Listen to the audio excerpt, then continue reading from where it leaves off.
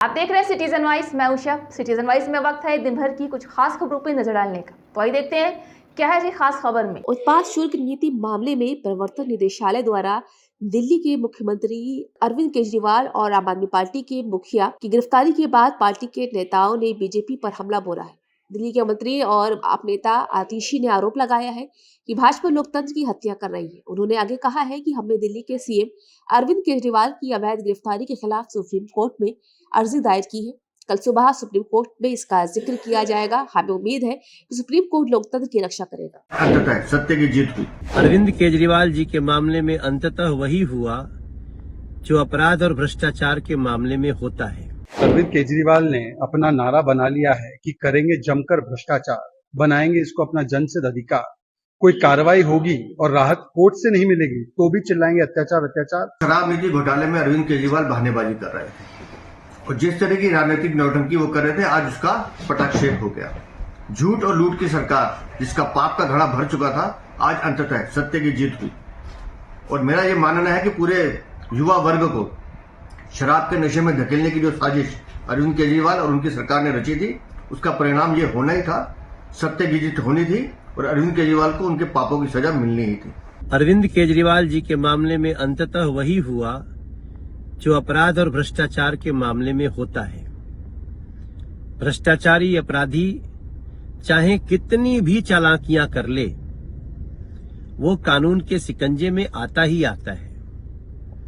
और मैं समझता हूं अरविंद केजरीवाल जी के गिरफ्तारी के बाद ये बात दिल्ली की हर गली से निकल रही है कि दिल्ली के साथ जो धोखा किया अरविंद केजरीवाल जी ने, दिल्ली के साथ जो क्रूर मजाक किया, जो दिल्ली को लूटा अरविंद केजरीवाल ने, भ्रम का जाल फैलाकर सत्ता हथियाया और सत्ता हथियाने के बाद दिल्ली को लूटा, उस अरविंद केजरीवाल को दिल्ली के लोगों की हाय भी लगी है।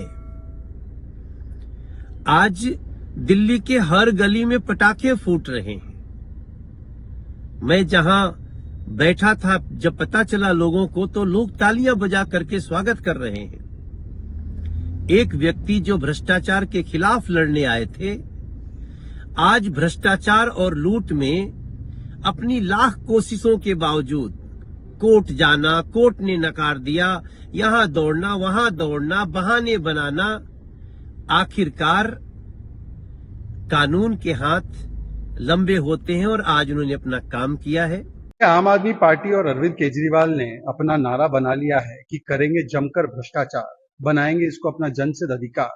कोई कार्रवाई होगी और राहत कोर्ट से नहीं मिलेगी तो भी चिल्लाएंगे अत्याचार अत्याचार और खेलेंगे विक्टिमहुड कार्ड।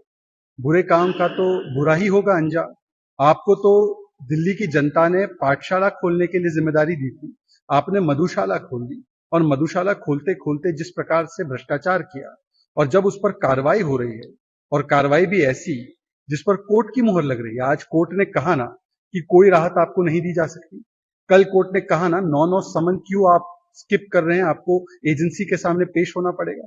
फिर भी आप कहते हैं कि ये विद्वेषपूर्ण कार्रवाई, विक्टिमहुड कार्ड खेलते हैं। बताइए, सुप्रीम कोर्ट ने 338 करोड़ का मनी ट्रेल बताया, परंतु आम आदमी पार्टी कहती है हम कट्टर ईमानदार है, कुछ नहीं मिला।